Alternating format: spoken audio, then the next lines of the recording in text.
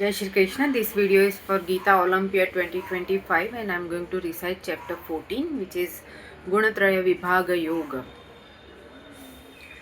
Om Shri Paramatmane Namaha. Shrimad Gita अथ चतुर्दशोऽध्यायः. श्रीभगवानुवाच परं भूयः प्रवक्ष्यामि ज्ञानानां ज्ञानमुत्तमं यज्ञात्वा मुनयः सर्वे परां सिद्धिमितो गताः इदं ज्ञानमुपाश्रित्य मम साधर्म्यमागताः सर्गेऽपि नोपजायन्ते प्रलये न व्यथन्ति च मम योनिर्महद्ब्रह्म तस्मिन् गर्भं ददाम्यहम् सम्भवः सर्वभूतानां ततो भवति भारत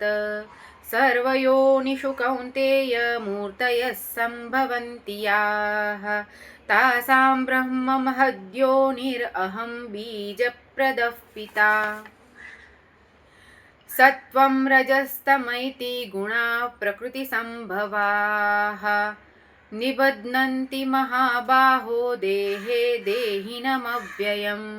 तत्र सत्त्वन्निर्मलत्वात् प्रकाशकमनामयं सुखसङ्गेन बध्नाति ज्ञानसङ्गेन चानघ रजोरागात्मकं विद्धि तृष्णासङ्गसमुद्भवम् तन्निबध्नाति कौन्तेय कर्मसङ्गेन देहिनम् तमस्त्वज्ञानजं विद्धि मोहनं सर्वदेहिनां प्रमादालस्य निद्राभिस्तन्निबध्नाति भारत सत्वं सुखे संजयति रजः कर्मणि भारत ज्ञानमावृत्य तु तमः प्रमादे संजयत्युत रजस्तमश्चाभिभूय सत्वं भवति भारत रजः सत्वं तमश्चैव तमः सत्वं रजस्तथा सर्वद्वारेषु देहेऽस्मिन् प्रकाश उपजायते ज्ञानं यदा तदा विद्याद् विवृद्धं सत्वमित्युत लोभः प्रवृत्तिरारम्भः कर्मणामशमस्पृहा रजस्येतानि जायन्ते विवृद्धे भरतर्षभ अप्रकाशो प्रवृत्तिश्च प्रमादो मोह एव च तमस्येतानि जायन्ते विवृद्धे कुरु नन्दन यदा सत्त्वे प्रवृद्धे तु प्रलयं याति देहिभृत् तदोत्तमविदां लोकान् अमलान् प्रतिपद्यते रजसि प्रलयं गत्वा कर्मसङ्गेषु जायते तथा प्रलीनस्तमसि मूढयोनिषु जायते कर्मणः सुकृतस्याहुः सात्विकं निर्मलं फलं रजसस्तु फलं दुःखम् अज्ञानं तमसः फलं सत्त्वात् संजायते ज्ञानं रजसो लोभ एव च प्रमादमोहौ तमसो भवतो ज्ञानमेव च ऊर्ध्वं गच्छन्ति सत्त्वस्था मध्ये तिष्ठन्ति राजसाः जघन्यगुणवृत्तिस्था अधो गच्छन्ति तामसाः नान्यं गुणेभ्यः कर्तारं यदा द्रष्टानुपश्यति गुणेभ्यश्च परं वेत्ति मद्भावं सोऽधिगच्छति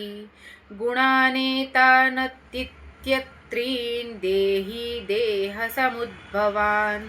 जन्म मृत्युजरा दुःखैर्विमुक्तो मृतमश्नुते अर्जुन उवाच कैर्लिङ्गैस्त्रीन् गुणानेतान् अतीतो भवति प्रभो किमाचारः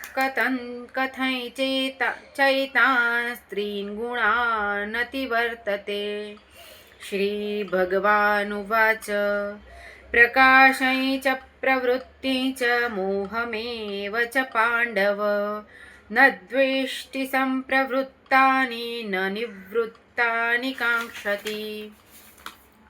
उदासीनवदासीनो गुणैर्यो न विचाल्यते गुणा वर्तन्त इत्येव योऽवतिष्ठति नेङ्गते समदुःखसुखस्वस्थः समलोष्टाश्मकाञ्चनः तुल्यप्रिया प्रियो धीरस्तुल्यनिन्दात्मसंस्तुतिः मानापमानयोस्तुल्यस्तुल्यो मित्रारिपक्षयोः सर्वारम्भपरित्यागी गुणातीतः स उच्यते माञ्चयो व्यभिचारेण भक्तियोगेन सेवते स गुणान् समतीत्यैतान् ब्रह्मभूयाय कल्पते ब्रह्मणो हि प्रतिष्ठाहम् अमृतस्याव्ययस्य च शाश्वतस्य च धर्मस्य सुखस्यैकान्तिकस्य च ॐ तत्सदिति श्रीमद्भगवद्गीतासु उपनिषत्सु ब्रह्मविद्यायां योगशास्त्रे श्रीकृष्णार्जुनसंवादे गुणत्रयविभागयोगो नाम चतुर्दशोऽध्यायः। ॐ श्री परमात्मने नमः।